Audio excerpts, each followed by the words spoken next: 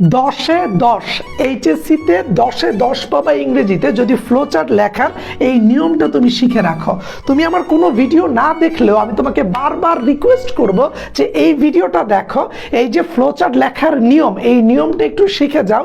এই 10-10 পাওয়া থেকে তোমাকে কেউ আটকাতে পারবে না। তুমি একেবারে প্রত্যেকটা জিনিসের সুন্দর করে ব্যাখ্যা পেয়ে যাবে আমাদের এখানে, এবং আমি একটা বোর্ড পরীক্ষার প্রশ্ন তোমাকে সলভ করে দেখাবো যে কিভাবে তুমি ফ্লোচার্ট লিখে অন্য সবার চাইতে বেশি নাম্বার পাবা। এইচএসসিতে এই একটা টপিক আছে যেখানে 10-10 পাওয়া একেবারেই ইজি। চলো আমি পুরো জিনিসটাকে একবার ব্যাখ্যা করে দেই। যারা ভিডিওটা শেয়ার দিবে তারা এই পিডিএফটা পাবে। এর বাইরে ঢাকা বিশ্ববিদ্যালয়ের বি এবং সি ইউনিটের প্রশ্ন ব্যাংকের পিডিএফটা দিব যারা আমাদের এই ফেসবুক পেজটা ফলো করে দিবে, কারণ আমরা চাচ্ছি আগে থেকে তোমাকে ঢাকা বিশ্ববিদ্যালয়ে নিয়ে আসতে। দেখো, এইচএসসি পরীক্ষার ইংরেজি প্রথম পত্রে ইংরেজি ফার্স্ট পেপার ফ্লোচার্ট একটি গুরুত্বপূর্ণ অংশ। এটি মূলত একটি নির্দিষ্ট বিষয়ের ধারাবাহিকতা বা তথ্যকে সিরিয়ালি দেওয়ার একটা প্রসেস। সঠিক নিয়ম জানলে 10-10 পাওয়া খুব সহজ। নিচে ফ্লোচার্ট লেখার কার্যকর নিয়মগুলো আলোচনা করে দিচ্ছি একেবারে ব্যাখ্যা সহকারে। শুরুতে তোমাকে যেটা করতে হবে, প্রশ্ন বোঝা ও শিরোনাম দেয়া। প্রথমে প্যাসেজটি পড়ে মূল বিষয় ফোকাস পয়েন্টগুলোকে খুঁজে বের করো। অর্থাৎ তুমি অবশ্যই এটার একটা হেডিং বা টাইটেল দিবে। এই যে দেখো, উত্তর শুরু করার আগে একটি শিরোনাম বা টাইটেল দেয়া বাধ্যতামূলক। তুমি কি নিয়ে লিখছো ওই টাইটেলটা যদি দাও তাহলে তোমার জন্য ইজি হবে। ধরো তোমার একটা ফ্লোচার্ট আছে, তখন তুমি যদি সেটা লিখতে যাও শুরুতে এইভাবে লিখবা, a flowchart showing the life and struggles of Nelson Mandela is given below. তাহলে তুমি যখনই একটা ফ্লোচার্ট লিখবা শুরুতে এইভাবে একটা টাইটেল দিবা। দেখো উদাহরণটা দিয়ে দিয়েছি। সো তোমাকে যেই টপিকের উপরে লিখতে বলবে ঠান্ডা মাথায় প্রশ্নটা বুঝবা, শিরোনামটা দেয়া এবং প্রথমে প্রসেসটা পড়ে মূল বিষয় অর্থাৎ ফোকাস পয়েন্টটাকে বের করে ফেলবা যে আমাকে আসলে ফ্লোচার্টে কি লিখতে বলা হচ্ছে। তারপরের কাজটা কি দেখো, বক্স তৈরি এবং এরো। এই যে দেখো, তুমি বক্স তৈরি এবং এরোর কাজটা করবা। তুমি দেখবা যে তুমি বক্স তৈরি করছো কিনা এবং এরো দিচ্ছ কিনা। এরো চিহ্ন ছাড়া অন্য কিছু দেয়া যাবে না। সো এরকম বক্স করতে হবে এবং এরো দিতে হবে, বক্স করতে হবে এবং কি করতে হবে, এরো চিহ্ন দিতে হবে। এবং তুমি সবচেয়ে ভালো হয় যদি 1, 2, 3, 4, 5, 6 তুমি চাইলে নাম্বার দিতে পারো, এবং নাম্বার ছাড়া করলেও হবে, বাট নাম্বারটা দেওয়া ইম্পর্টেন্ট। আমি তোমাকে বলবো যে নাম্বারটা দাও, দিলে ভালো, ঠিক আছে। তারপরে যদি দেখো, পরীক্ষায় তোমার এই টাইপের প্রশ্ন আসতে পারে। নোট বা শর্ট ফর্ম ব্যবহার করতে হবে ফ্লোচার্টে পুরো বাক্য লেখার দরকার নেই। যেমন তোমার বাক্যটা প্রশ্নে যেভাবে দেয়া থাকবে, প্রশ্নে একটা দেয়া থাকবে। আমি এখানে যে মডেলটা রেডি করেছি তোমাদের জন্য প্র্যাকটিসে দেয়া আছে। প্রশ্নে তোমার প্রথম বাক্যটা দেয়া থাকবে। ধরো এইটা 1 দিয়ে দেয়া আছে, তারপর তুমি 2, 3, 4, 5 বা 6 তুমি পরের 5টা নিচে সিরিয়ালি দিয়ে দিবা যে টপিকের উপর। এখন প্রথম বাক্যটা যেভাবে থাকে বাকিগুলো তুমি সেম ভাবে নিবা। এখন দেখো, প্রথম বাক্যটা যদি তোমাকে ভার্ব প্লাস আইএনজি দিয়ে শুরু করতে বলে তুমি সেইভাবে শুরু করবে, যেমন ফাইটিং ফর জাস্টিস। অথবা যদি তোমার প্রথম বাক্যটা ইনফিনিটিভ থাকে অর্থাৎ টুর পরে ভার্বের প্রেজেন্ট ফর্ম, যেমন টু অ্যাচিভ ফ্রিডম, পরের বাক্যগুলো তুমি এক্স্যাক্টলি সেম ফরম্যাটে লিখবা। যদি নাউন বা নাউন ফ্রেজ দিয়ে শুরু হয়, যেমন স্ট্রাগল ফর রাইট, তুমি বাকি সবগুলা বাক্য এরকম নাউন ফ্রেজ দিয়ে লিখতে হবে। যদি প্রিপোজিশনের পরে নাউন বা ভার্বের সাথে আইএনজি দিয়ে শুরু করে তুমি সেইভাবে লিখবা, যেমন বাই ইন্সপায়ারিং পিপল।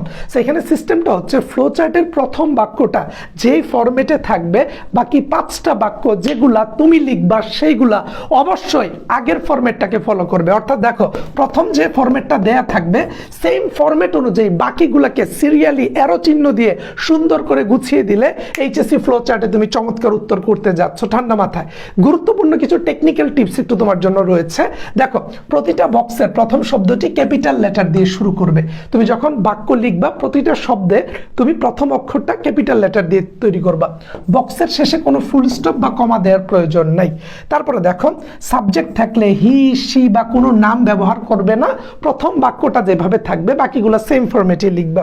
প্যাসেজের তথ্যগুলো যেভাবে ধারাবাহিকভাবে এসেছে সেইভাবে বক্সে সাজানোটা ইম্পর্টেন্ট। এখন ধরো প্যাসেজে একটা তথ্য আছে 3 নাম্বার লাইনে, তুমি 2 নাম্বার তথ্যটা দিলে 3 নাম্বার বক্সে আর 3 নাম্বার লাইনটা দিলে 2 নাম্বার বক্সে। এটা করা যাবে না, তুমি সিরিয়ালটা সাজাবা। ফ্লোচার্ট মানে কি, তুমি ফ্লোটা ধরে রাখবা, যে সিরিয়ালটা আছে সেই সিরিয়ালটাকে ধরে ধরে লেখা। এই গুরুত্বপূর্ণ টেকনিক্যাল টিপসগুলো কিন্তু জানা গুরুত্বপূর্ণ। এখন আমরা একটা বোর্ড পরীক্ষার প্রশ্ন প্র্যাকটিস করে দিব। এই পিডিএফটা যার কাছে থাকবে তার কিন্তু পরবর্তীতে এই ফ্লোচার্ট নিয়ে কখনো ভাবতে হবে না যে ভাই আমি কিভাবে লিখবো, এইটা ভালোভাবে পড়লে ভাইয়া তুমি ফুল নাম্বার পাবা। দেখো আমরা এখানে একটা প্যাসেজ নিয়েছি, পরীক্ষা এইভাবে থাকবে, read the passage and make the flow chart showing activities of Gazipir. যে গাজীপীরের অ্যাক্টিভিটিস নিয়ে তুমি একটা ফ্লো চার্ট তৈরি করো। এখন ধরো গাজীপীর প্যাসেজটা যদি আমরা পড়ি, গাজীপীর প্যাসেজটা পড়লে দেখো according to the some myths and legend, ঠান্ডা মাথায়, according to the some myths মানে পৌরাণিক কাহিনী, আগের অনেক লোকমুখে শুনে আসা গল্প এবং কিছু কিংবদন্তির কথা অনুসারে, কিংবদন্তি মানে বিখ্যাত ব্যক্তিদের মধ্যে, গাজীপীর ওয়াজ আ মুসলিম সেন্ট, তিনি ছিলেন একজন মুসলিম, আমরা কি বলতে পারি, আমরা বলি না যে সাধক, যে তিনি একজন মুসলিম সাধক ছিলেন বা দরবেশ টাইপের লোক, যিনি হচ্ছেন আল্লাহর অলি বলা হয় যাদেরকে, যে তিনি এরকম একজন ব্যক্তি ছিলেন। Who is said to have spread, who has, তাহলে দেখো এটাকে প্যাসিভ করে দেওয়া আছে, হু ইজ সেড যাকে বলা হয়েছে spread Islam in the parts of Bengal close to the Sundarban. বলা হচ্ছে এই গাজীপীর এমন একজন ব্যক্তি ছিলেন যাকে বলা হয়েছে সুন্দরবন, এই যে খুলনা, সাতক্ষীরা, বাগেরহাট এই অঞ্চলগুলা, এর আশেপাশে তিনি যেন ইসলামের প্রচার করেন, এর জন্য তাকে বলা হয়েছিল। এবং তিনি এই যে এই কাজটা করতেন, আমরা এটা জানতে পারি মিথস মানে পৌরাণিক কাহিনী এবং হচ্ছে লিজেন্ডস, মানুষের তথ্য মতে যারা বিখ্যাত ব্যক্তিত্ব ছিল ওই এলাকার কিংবা লোকমুখে শুনে আসা যায়, গাজীপীর সুন্দরবনের আশেপাশে অবস্থানরত একজন ব্যক্তি ছিলেন যাকে বলা হয়েছিল ইসলামের প্রচারটা যেন সুন্দরবন এলাকার আশেপাশে তিনি করতে পারেন। হি ওয়াজ ক্রেডিটেড, ক্রেডিটেড শব্দটাকে আমরা বলতে পারি আশীর্বাদ পুষ্ট বা তাকে ক্ষমতা দেওয়া হয়েছিল। হি ওয়াজ ক্রেডিটেড উইথ মেনি মিরাকলস, অর্থাৎ সৃষ্টিকর্তা কর্তৃত্ব, মানে এটা লোকমুখে প্রচলিত যে সৃষ্টিকর্তার অনেক গুণ তার মধ্যে ছিল, তিনি অনেক আশীর্বাদ পুষ্ট ছিল, তিনি চাইলে অনেক মিরাকল অর্থাৎ তিনি অনেক মানে চমৎকার কাজ করতে পারতেন যেটা স্বাভাবিক মানুষের পক্ষে করা সম্ভব না। হি কুড সাপোজেডলি, তাহলে দেখো এটা মনে করা হয় he could supposedly come dangerous animals and make them docile, তো বলা হয় যে তিনি খুব সহজেই, এটা মনে করা হয়, এখানে কিন্তু সাপোজেডলি ওয়ার্ডটা দিয়ে মনে করা হয় যে মনে করা হয় তিনি পারতেন, কুড মানে কি পারতেন, অতীত, হি কুড, এই যে দেখো he could supposedly come dangerous animal, যে তিনি পারতেন একেবারে আক্রমণাত্মক যে জীবজন্তু আছে তাদেরকে বশ মানাতে, অ্যান্ড মেক দেম ডসাইল, কথা শুনতে বাধ্য করতে পারতেন, ডসাইল মানে কোনো কিছু শুনতে বাধ্য করা বা মান্য করা, তো তার এমন ক্ষমতা ছিল, এটা মনে করা হয় তিনি একেবারে হিংস্র জীবজন্তুকে বশ মানাতে পারতেন, তার কথা মতো চলতো। He is usually depicted in the pots or scroll paintings riding a fierce looking Bengal tiger, a snake in his hand but in no apparent danger, তো বলা হচ্ছে হি ইউজুয়ালি ডেপিক্টেড, তাকে আসলে এইভাবে বর্ণনা করা হয় ইন পটস, পটস মানে বলা হয় যে আমরা ছবি আঁকি না পত্রপট, কিংবা ওই যে তোমার স্ক্রল পেন্টিং, আমরা যে পেন্টিংগুলো দেখি স্ক্রল পেন্টিং, তো বলা হচ্ছে পত্রপট বা স্ক্রল পেন্টিংয়ে যেখানে আসলে ছবি আঁকা হয় সেই জায়গায় তাকে প্রকাশ করা হয় এইভাবে যে সে একটা হিংস্র বাঘের পিঠে চড়ে বেড়াচ্ছেন, বাঘের পিঠে সে বসে আছে, সেই বাঘটা চলতেছে।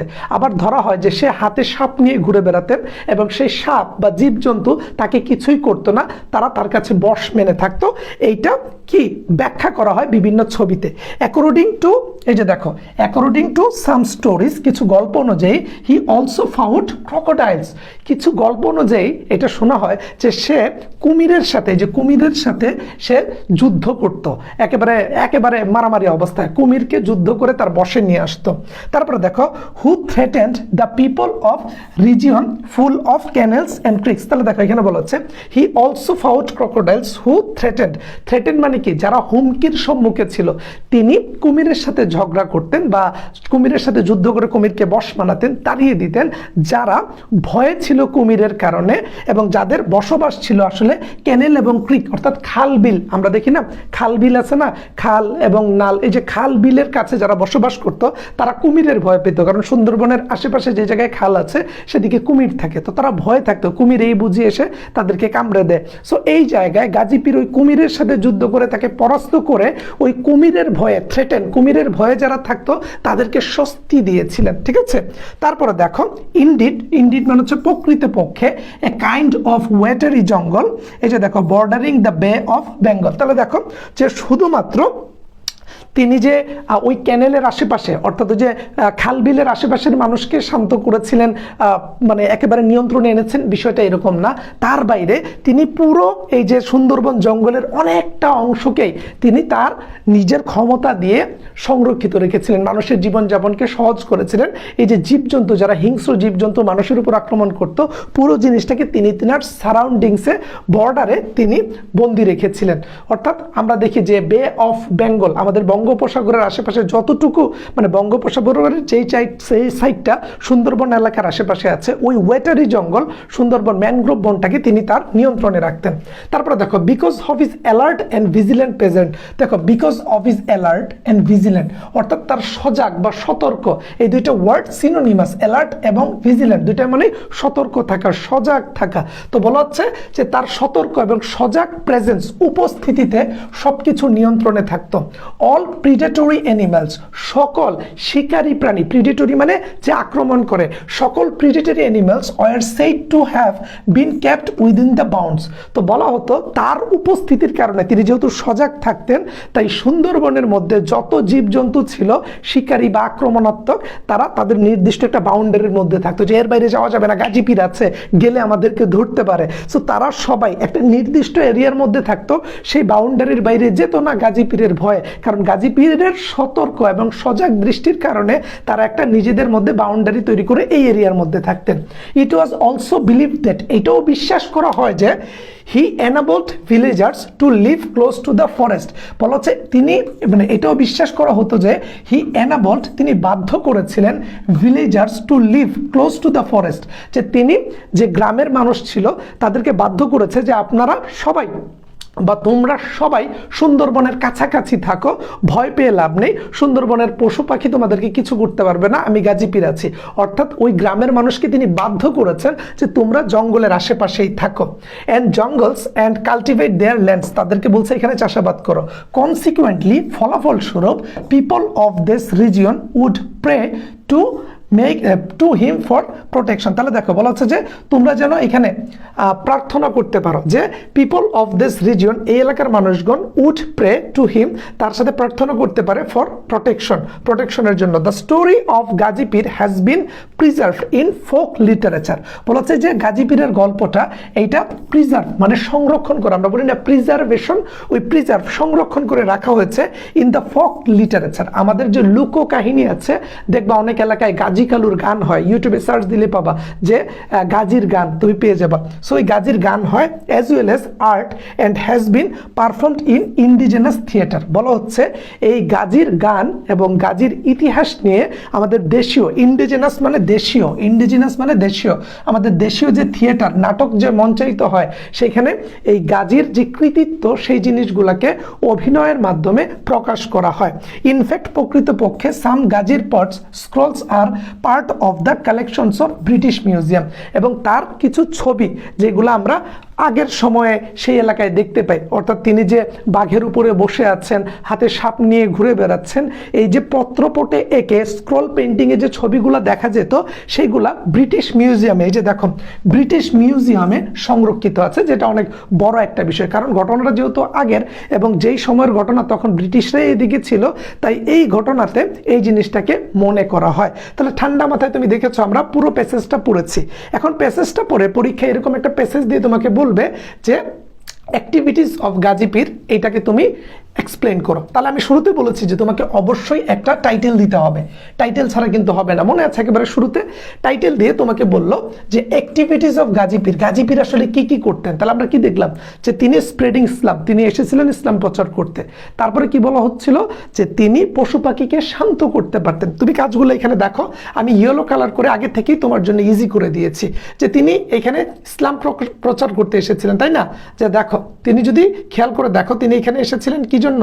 ইসলাম প্রচার করতে। দেখো ঠান্ডা মাথায় যে তিনি এখানে এসেছিলেন ইসলাম প্রচার করতে। তো ইসলাম প্রচার করতে আসার পরে তিনি পশু পাখিকে শান্ত করতে পারতেন, এটা ছিল তার 2 নাম্বার কাজ। তিনি এই যে ক্রোকোডাইলের সাথে ফাইট করতে পারতেন, এটা ছিল তার অন্যতম একটা কাজ। তারপর আমরা দেখি যে সে ভিলেজারকে জঙ্গলের কাছে থাকতে বাধ্য করেছিলেন। সো এটাকে আমরা যদি লিখি, পরীক্ষায় তোমার এরকম দেয়া থাকবে, ধরো এখানে 1 দেয়া, এটা আমরা দেইনি, 1 দেয়া আছে, তুমি বাকিগুলোতে 2, 3, 4 5 এবং 6 লিখবা। সো এখানে স্প্রেডিং ইসলাম, তার মানে আমাকে হিন্টস দেওয়া হয়েছে প্রথম ওয়ার্ডটা ভার্বের সাথে আইএনজি থাকবে, স্প্রেডিং ইসলাম।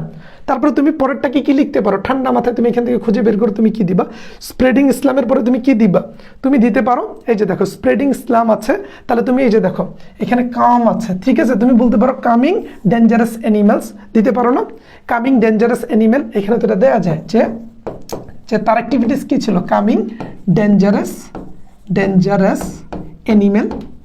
অ্যানিমেলস।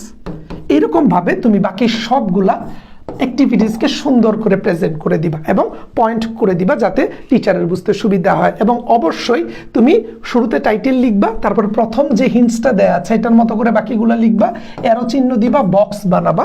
এইভাবে তুমি জাস্ট এই যে দেখো কামিং ডেঞ্জারাস অ্যানিমেলস, তারপর তিনি কি করেছিলেন, ফাইটিং ক্রোকোডাইলস, তারপর কি করেছেন, রাইডিং ফিয়ার্স টাইগার্স, অর্থাৎ হিংস্র বাঘের উপরে তিনি চড়তেন, enabling villagers to live close to the forest, তিনি গ্রাম্যবাসীকে বাধ্য করেছিলেন জঙ্গলের কাছে থাকতে, enabling cultivations in their land, অর্থাৎ তাদেরকে এই ল্যান্ডে অর্থাৎ যারা গ্রামের কাছে থাকতো তাদেরকে জঙ্গলের মধ্যে চাষাবাদ করতে বাধ্য করেছিলেন।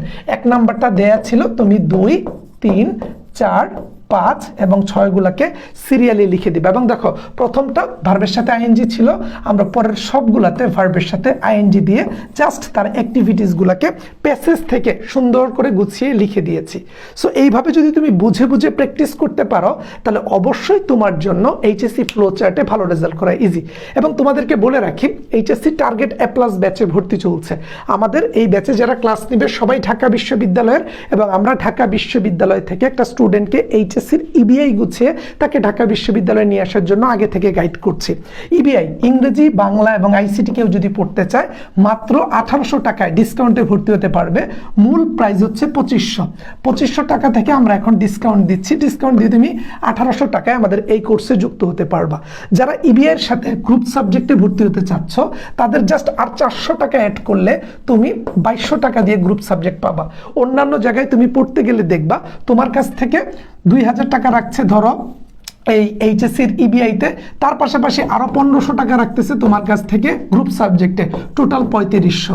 কোনো কোনো জায়গায় তুমি পাবা 3800, কোনো জায়গায় তুমি পাবা 3400, বাট 3400 না, 3800 না, 3500 না, মাত্র 2200 টাকায় তুমি পেয়ে যাচ্ছ এইচএসসির ইবিআই এবং গ্রুপ সাবজেক্ট। আর শুধু ইবিআই পড়তে চাইলে মাত্র 1800 টাকায়। অন্যান্য জায়গার থেকে আমরা কম প্রাইসে ভালো সেবা দিয়ে তোমাদেরকে তোমাদের এইচএসসির রেজাল্ট ভালো করিয়ে ঢাকা বিশ্ববিদ্যালয়ে নিয়ে যেতে চাই। এবং এখানে যারাই ক্লাস নেবেন সবাই ঢাকা বিশ্ববিদ্যালয়ের শিক্ষার্থী।